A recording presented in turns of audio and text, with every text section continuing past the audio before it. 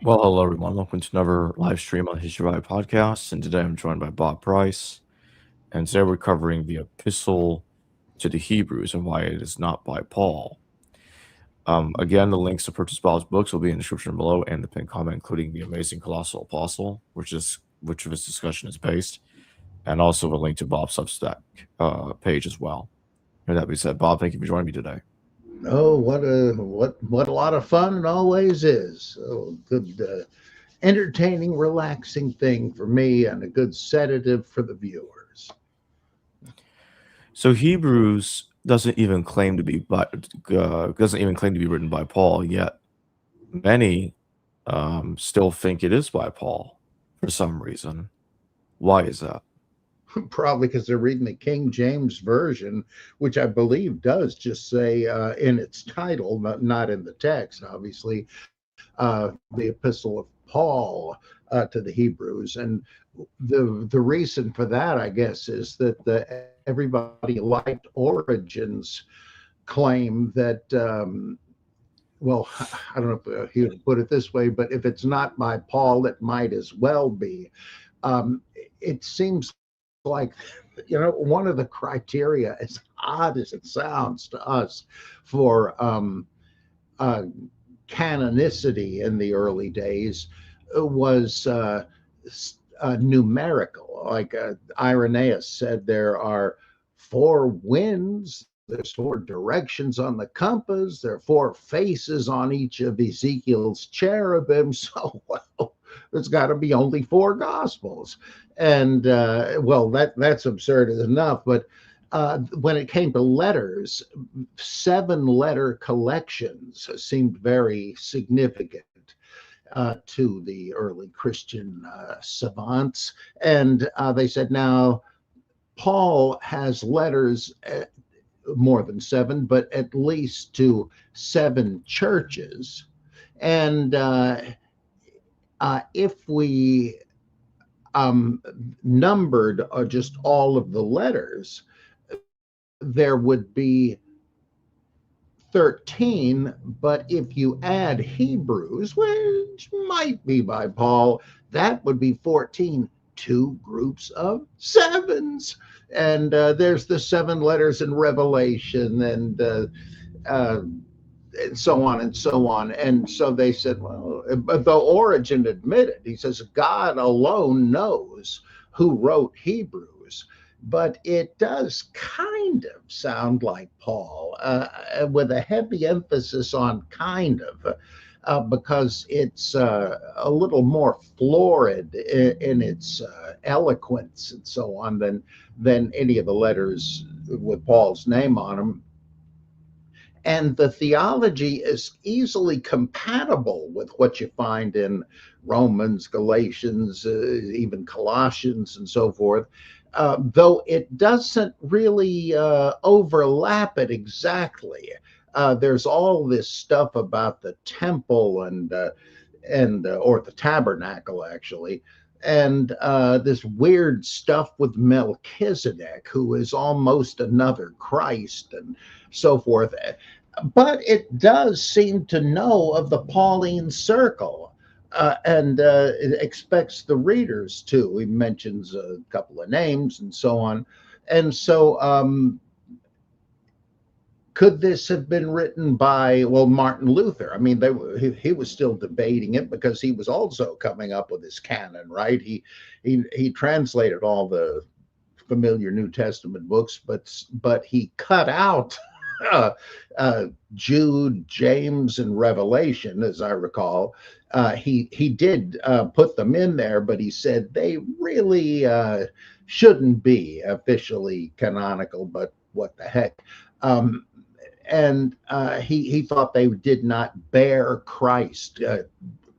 Take Christ to the reader, the gospel, he meant, the true saving message of justification by grace through faith. But it's close enough. I mean, asking yourself, well, I don't know why Paul got on to this subject matter, but it could be by Paul. But others like Martin Luther said maybe it was written by Barnabas or Clement. somebody in the Pauline circle, and a lot of people have thought, hey, that's not a bad idea. That's pretty good logic.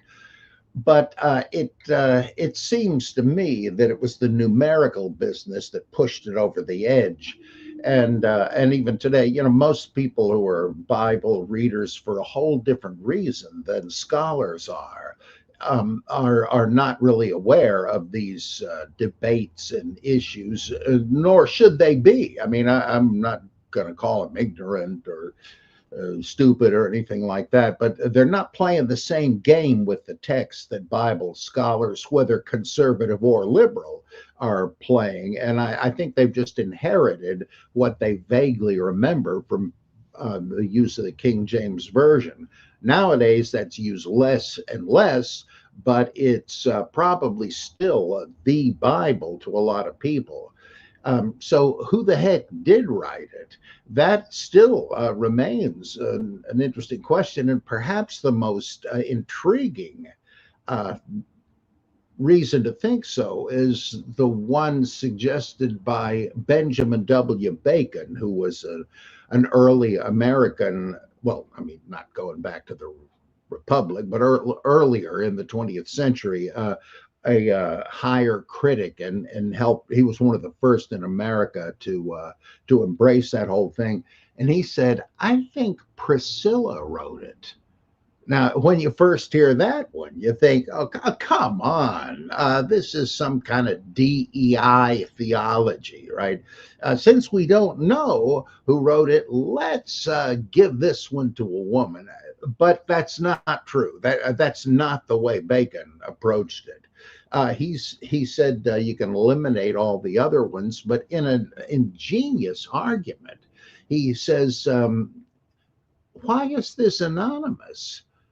And he says maybe it's because of this trend in the second century and onward to push women out of the spotlight, whereas they had performed a real role in ministry, teaching and baptizing and stuff like the groups like the Marcionites and others continued to do, which was why, no doubt, they were pushed out.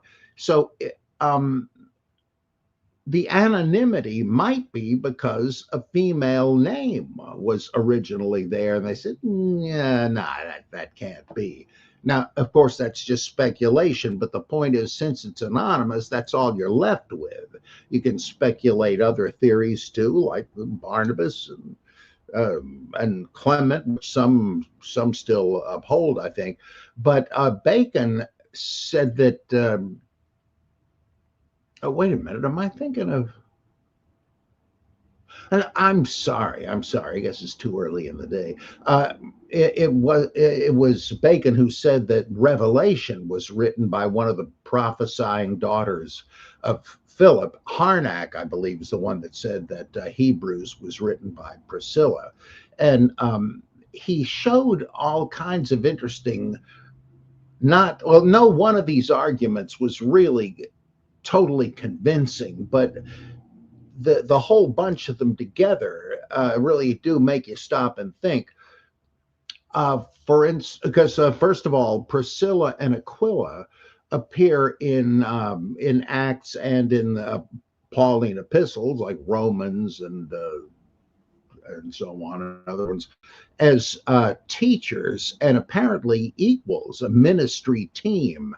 It was Priscilla and Aquila who taught Apollos and brought him into the club, so to speak. And that's odd, and they don't change it in Bible versions by eliminating Priscilla. And though in the Western text, I believe it is Codex Bezae and so on, they do switch the order of the names sometimes. It's Aquila and Priscilla. And why would that be? Harnack said that's a step on the way toward just eliminating the name of Priscilla if she was the author of Hebrews. Um, so why is she given? Why is her name given prominence in a time where women's names weren't very much? Well, she must have been, or it would make sense anyway, to explain that by saying that she was the main teacher. And so Harnack says, let's go with that and see what else comes up. Well, in Hebrews 11, you've got this great uh, honor roll of great paragons of faith. And obviously, Priscilla doesn't come up there. She's too recent a figure anyway. But there are several women mentioned. Not a huge whole lot of them, but some are. And Harnack said, can't help but think that's because a woman is trying to say, hey, we're here, right? I mean, we have our heroines, just like you have your heroes of faith. Well, could be. And he had various arguments for that. So it could be. In fact, I kind of think they ought to just start referring to it as the Epistle of Priscilla, but okay, I guess that's never going to happen. Um, so people think it's Paul because, well, what are you going to say? What scholars do say, the writer to the Hebrews, or the writer of the letter to the Hebrews. It's kind of cumbersome. Wouldn't it be good if I could actually slap one name on it? So it's convenient, but it is important that there is no name on it. The most you can really say for sure is that such a person seemed to be in the Pauline circle of Paul and his colleagues, because it sounds enough like him. But even there, that doesn't get you very far, because really, is that saying much more than that whoever wrote this was influenced by the Pauline approach to the gospel? And so all of these things kind of are less impressive once you put them under the microscope, but they're all we've got in the way of coming up with any nominations for the author. And there are actually, the dating comes up, but I'm probably getting ahead of the game. You just asked why people persist in calling it Paul's letter. What do you make of its mention of the order of Melchizedek and Jesus being a high priest in it?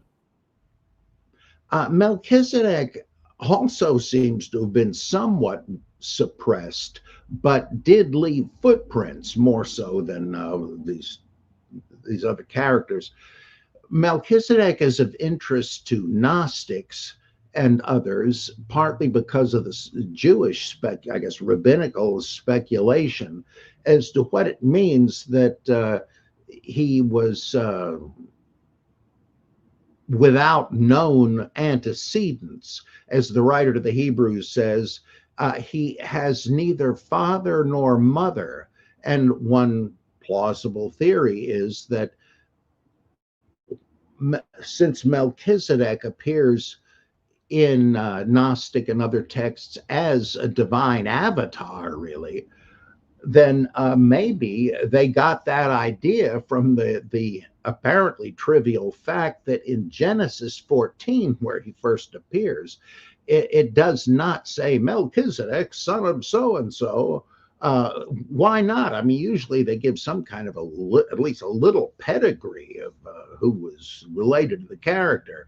And like Abraham, Terah was his father, and so on. Who cares? But they put that in there. So some of the rabbis began to think, couldn't that be because he didn't have a father or mother? Just that they didn't just forget who his parents were, but maybe they knew he didn't even have parents. And that's why he appears as an immortal in the Epistle to the Hebrews. Melchizedek, he says, there's much to say about this Melchizedek character. He had neither father nor mother, nor beginning or end of life, but endures forever like the Son of God. are you saying that he is a son of God? I mean, he doesn't identify him with Jesus, but another of the same kind. We don't. It's very clear that Hebrews has a kind of wisdom Christology, like Colossians, that, and even the Gospel of John, that Jesus is understood to have been um, incarnate wisdom, or the Logos incarnate, and so that wouldn't be all that odd to find this in Hebrews, and Hebrews adds on to it. Well, like Melchizedek, he's maybe another one of these. Just like in Hinduism, you got different avatars of Vishnu and of Shiva and so on. That seems a little odd, but only because not much is made of it in standard Protestantism and Catholicism. Well, in Gnosticism, they gave him a higher role still, that he had an ongoing baptismal purification function in heaven. St. Augustine tells us in a sermon that some Christians esteemed Melchizedek as higher than Jesus. And he's saying, now, wait a minute, let's not let this thing get out of hand. And there were Melchizedek sects where he was the big name. And apparently there were Gnostic ones and non-Gnostic ones. And it looks like that in the Nag Hammadi text, Melchizedek, I mean, there's a whole biblical type book devoted to this guy.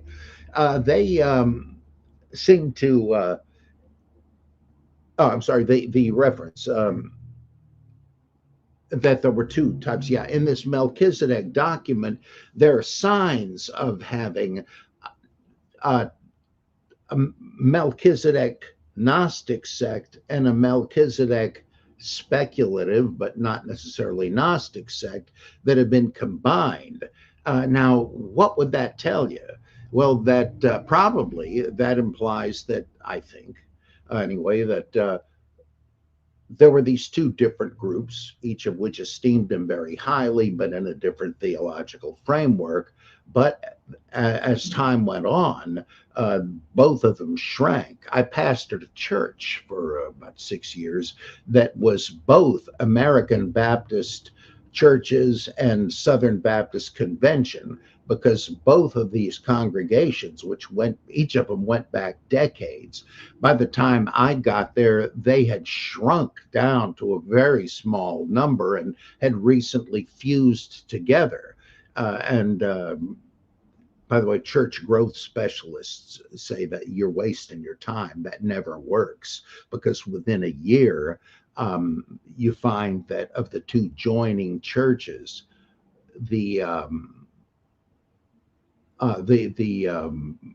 combined church has shrunk to the same amount as the lesser of the joining churches, because people somehow won't like the other congregation or the way they do things, and they say, I'm going to another bigger church elsewhere.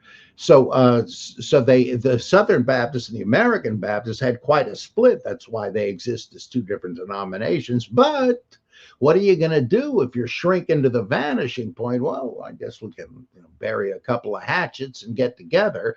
And it looks to me like that you had these two Melchizedekian groups saying, okay, let's de-emphasize some things. At least we're all in rooting for old Mel, and that in Augustine's day, I don't know which one he's referring to, but or maybe the United version, he's saying, now hold on a minute. Melchizedek was great, whoever he was, but he is not the equal of Jesus, much less better. And so why does he get brought up in the letter to the Hebrews? Oh, well, they liked him at Qumran too. In fact, there is a fragment of a scroll that survives where it speaks of an apocalyptic coming of Melchizedek at the end of times. And it gives as a scriptural citation for the fact that he will come. It says, just like it says, Behold, O Israel, your God comes in judgment, or whatever it is. Your God? Melchizedek was a divine incarnation? Well, that was the Dead Sea Scrolls people, and they had a couple of other messiahs too in the wings. And so that Hebrews is actually somewhat modest compared to some of the other Christian and proto-Christian um, venerations of Melchizedek. But why is he brought up in Hebrews? I get the impression that he doesn't, well, he does, whoever wrote it, he or she, had a high view of Melchizedek. After all, they depict him as an immortal, like the Son of God. But the reason he comes into the argument is that the writer wants to make Jesus the heavenly high priest who forever offers his shed blood as an atoning sacrifice for human beings. And the problem is that Jesus was not a Levite. How, if he was son of David, right? He's part of the Davidic dynasty, part of the tribe of Judah. He's not a priestly descendant. So what the writer to the Hebrews has to do is to do a workaround. And he says, okay, he wasn't a Levite, but he was something better. Because let's look at he was part of the Melchizedek priest, and how is Melchizedek depicted as a priest in Genesis 14? Well, there aren't any Levites yet because he's a contemporary of Abraham, and Abraham makes an offering to Melchizedek. How do the Levites figure into this? Well, they all exist in seed form in Father Abraham, the father of all the tribes. So, in a sense, you could say that the Levites were offering sacrifice or whatever to Melchizedek. Aha, bingo. Jesus is, as a Davidite, is heir to the tradition of the Melchizedek priesthood of Jerusalem. Psalm 110. The Lord said unto my Lord, sit at my right hand till I make your enemies your footstool, and so on and so on. And it says, you are a priest according to the order of Melchizedek, who was a king and a priest. And this was an issue that came up in the Hasmonean times because these guys, Judah, Maccabee, and his brethren, they were in effect, or the later ones in legally even the kings, while they had independence, but they were Levite priests. And so how are they going to justify that? Well, Melchizedek, I'm guessing. And the same logic is applied to Jesus. So he came in handy. But as far as I know, there's no group today that gives Melchizedek any kind of divine status. But who knows? I mean, anything you can think of is probably believed or done someplace. We got a super chat question from Constellation Pegasus. Thank you for your super chat. Are these so-called letters of Paul and later Gospels the evidence we need of competing Christian groups? It explains the contradictions in different theologies and competitions. Yeah, I know, a silly question to ask. Let me just I missed a crucial word there, I think. Let's see. Yeah. Oh, yeah, I think that's right. The letters of attributed to Paul, all we need to know to make the point you're making is that he has these enemies, these theological enemies in view all the time. The circumcision party, those who are adherents of the of the Gnosis, so-called, which I think are Marcionites. He seems to know Gnostics, as Schmidtholz shows in First Corinthians. So it's all over the place there. And the weird statement in Philippians, there are enemies of Paul that are just trying to make trouble for him by preaching the gospel, as if they don't believe it. They're just pretending to, which of course is absurd. If Paul is in jail because he's preaching the gospel, you're going to make it hotter for him by preaching it yourself. You're going to wind up in the next cell beside him. But nonetheless, that's like mudslinging at people who are not Paulinists but are Christians. And so, yeah, you are right. Who's he talking about? He can say that he can make some odd remark against non-Christian Jews or Gentile pagans, but those are pretty clear. When he says, stay away from those who don't teach sound doctrine, well, he's talking about Christians with whom he disagrees. So you are certainly correct. The Gospels too. Why do they have different Christologies? Sometimes big differences, sometimes small ones. What's this business about the strange exorcist? Oh, Lord, you'll be happy to know that we ran across some guy working our side of the street, casting out demons in your name. But we told him to cease and desist because he's not in our club. And Jesus says, you did what? It's like, anybody that's not our enemy is our friend. We need all the friends we can get. Well, that's certainly, I think it is a statement on behalf of Paul. The reader is supposed to recognize. Okay, he's not one of the 12. So what? He's better. So surely you are right. There are all sorts of references to the disunity. In fact, one of the major purposes of Acts is to produce a what they call a usable past, to redraw the lines of early Christianity to say everything was a harmonious, seamless fabric.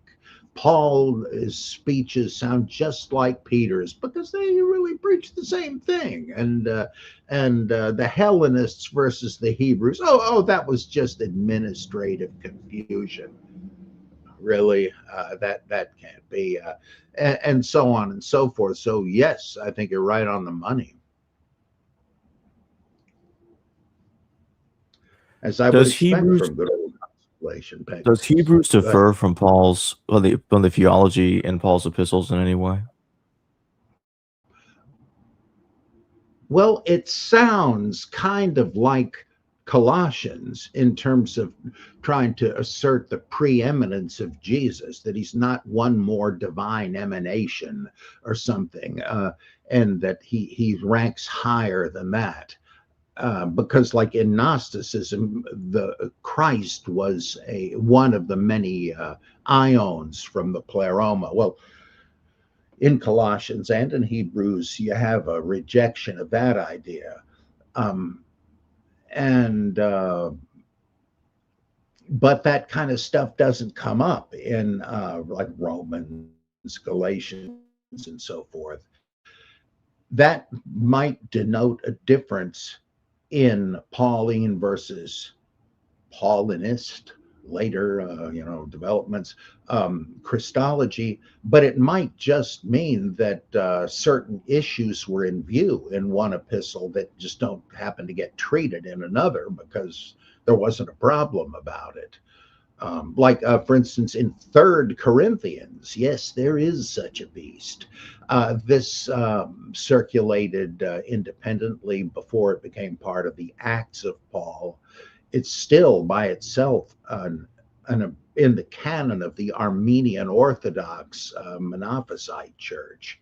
And because you don't hear that very often in Protestant churches. Brethren, turn with me to 3 Corinthians. Well, in that one, Paul has been asked, what do you think about the virgin birth doctrine? And he said, oh, yes, that's true. That's exactly what happened. That never comes up anywhere in the Pauline epistles. That doesn't necessarily mean Paul didn't believe in it, but you can't assume he did since he doesn't say anything about it. But maybe that's why somebody wrote Third Corinthians, to try to say, yes, he did. If it's got to be Pauline for you to believe it, okay, now it is Pauline. But how many of these other things, like Gordon Fee, a professor of mine, used to say, these epistles are all occasional. Something led Paul or whoever to write them. Some issue had come up, and he says, if all we had was First Corinthians and its discussion of the Lord's Supper and the Eucharist, would we even know that it was common to all Christians? I mean, some people would be saying, "Oh, this must have been unique to Corinth." Other factors kind of rule that out, but he had a point. Just because something, or were other congregations speaking in tongues? There's no occasion to mention it. That doesn't mean that they didn't do it. It might mean that, but it may just mean they didn't have a problem with it that they had to seek help for. And because Acts knows about speaking in tongues, though they seem to define it differently. But there's no other reference to it in other epistles. So, or the others simply don't mention it. Does that mean they didn't know about it? And the same thing here. So different emphases may be compatible with one another, though there are various contradictions on. Let's see.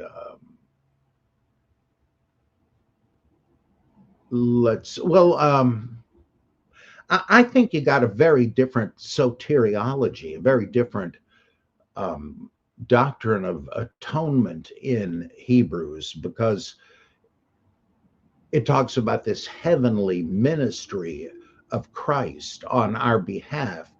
Now, that you could say that's intimated in First John. Uh, uh, if we sin, if we confess our sins, he's faithful and just to forgive us our sins, because we have an advocate with the Father. And in Romans chapter 8, I think, that,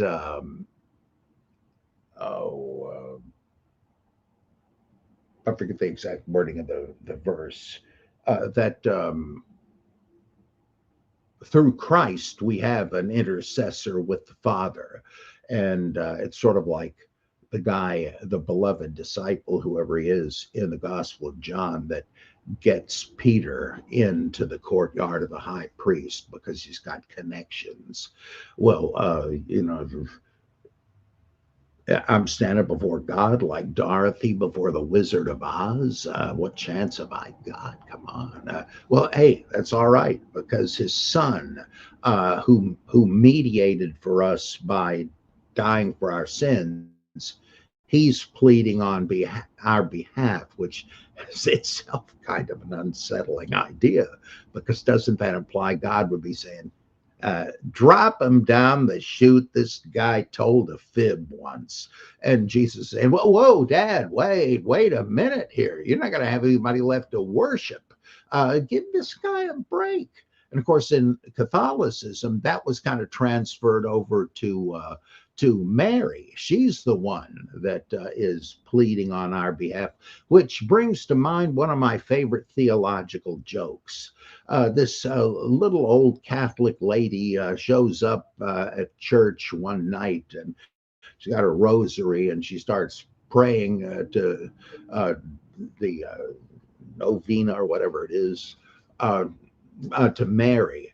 And suddenly the ceiling disappears, and she's got a direct vision of heaven, and there's Jesus on the golden throne. And he says, my daughter, your prayer has been heard. What would you have of me? And the old lady says, shut up, I'm a talking to your mother. That's right. She becomes even more important almost. And here's where you have to, Jacob's supposed to hit the button for the laugh track to come in. but so there are differences, but there are some contradictions, it would seem to me. And the role of Satan might be one of them, but I don't want to bore everybody into a coma by going off on that trail. What do you think about that salutation to Italy, the greetings from Italy, that they greet you from Italy thing at the end of Hebrews, near the end of it? Yeah, that's as trivial as it seems. This is a bone of contention too. I don't know if anybody gets too mad about it, because you could say this denotes that Hebrews is a letter to Rome, and they're saying, "Hey, the Romans visiting us, so say tell the folks back home hello." Or you could say that that the letter is from Rome, and the writer is saying, "Well, here I am in Rome, and everybody says to say hi."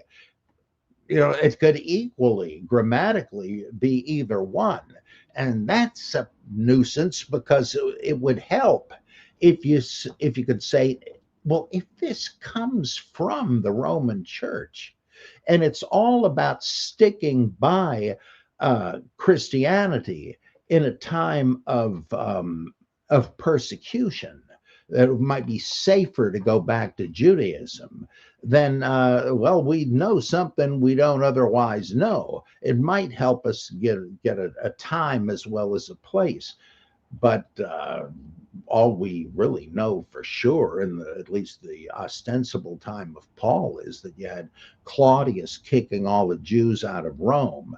Um, but were there Christians that early? I mean, Nero gave them a hard time, or so we're told, in a possibly dubious passage of Tacitus. But who is being persecuted, or is there a persecution? I guess the Roman association might weigh on that, might be a thumb on that scale. But I always used to hear that yeah, Christians are being persecuted, and there were Jews who would become Christians, which is pretty obvious in the epistle to the Romans. And they're saying, look, I didn't bargain for this when I got baptized. I'm afraid I'm going back to the synagogue, where at least they won't be hunting me down. But later I realized that some commentators say no. It's just that they were thinking of going back to Judaism because they missed it or something. And they weren't necessarily being persecuted. Well, that's true. He warns of persecution, but is it actually supposed to be happening there? We're not really sure. It's just saying don't apostatize. Don't go back to Judaism. There's nothing for you there. That was all predicated on stuff that's been swept away by history. And that's significant because it sort of implies that all of this tabernacle, it isn't the temple, it's the tabernacle he talks about, that Jesus is like the high priest presenting the sacrificial blood that used to flow in his veins on the behalf of his people. That kind of sounds like one of the post 70 CE readjustments, like, geez, you can't offer a sacrifice anymore because since Deuteronomy, we're told that there's only one place to sacrifice, and now there's no place to sacrifice. We can't just go, make an altar out of the barbecue pit in the backyard like they could before the temple. What do we do? And they said, well, we could view suffering and sickness as a means of atoning for your own sins. It would give you brownie points, kind of. Or a persecution, suffering under that, being sick, good deeds, helping other people, maybe that atones for it. And of course, the Yom Kippur, the Day of Atonement, post-exilic invention, that's you think of Psalm 139, I think it is, the blood curdling psalm about bashing babies' brains in. Yes, it is there. It's the writer is a Levitical singer and musician, and he remembers the good old days of performing hymns and psalms in the temple, and now his captors are saying, "Hey, you're a musician. Sing us one of those holy songs." How can I do that when I'm far from Israel? That might be the same thing going on there, that you can't do business as usual with God without the temple. So what might substitute for it? Well, maybe the atonement of the Messiah. Hey, that doesn't demand any particular location. And so maybe that's why Jesus had to do what he did and die for humanity, because the sacrificial system was moribund. And this was an appealing thing as a kind of second best, but really first best thing. It mitigates the loss of the temple by saying, "Hey, something better, something even more effective." I mean, the old sacrifices, you had to keep doing them because they couldn't get out the stain from the laundry of your soul. But here's the new Jesus detergent that can. There's that would imply a date too late for the conventional date of Paul. But I'm trailing off as I usually do. You know how it is with us 71-year-olds. We're wool gathering, and you can't keep us on the topic. I want to correct myself slightly. It didn't say high priest in the order of Melchizedek when I brought that up earlier. It just said priest forever in the order of Melchizedek. But anyway, my last question: what do you make of the arguments that some make that Hebrews is pre-70 CE because Hebrews seems to be aware that sacrifice is still continuing, as if Jerusalem is still standing? What are your thoughts? Yeah, I don't think that's much of an argument, simply by the fact that he's talking about the tabernacle. He said Moses saw the pattern and all that stuff. Ezekiel saw the pattern for a temple, but he's talking about Moses and the tabernacle. And the present tense is simply expositional present. Here's what you do. And Josephus he does talk about the temple that's gone, but he does in his description, again, it's present tense. That just doesn't prove anything. It's just like all is as it was, only you are there. Because the whole rest of the epistle makes it clear that the temple is, or the sacrifices, let's say, are over. And now it's Jesus. So it seems to me you wouldn't really have the occasion to say that if there were a functioning temple that even diaspora Jews could occasionally attend. But nope.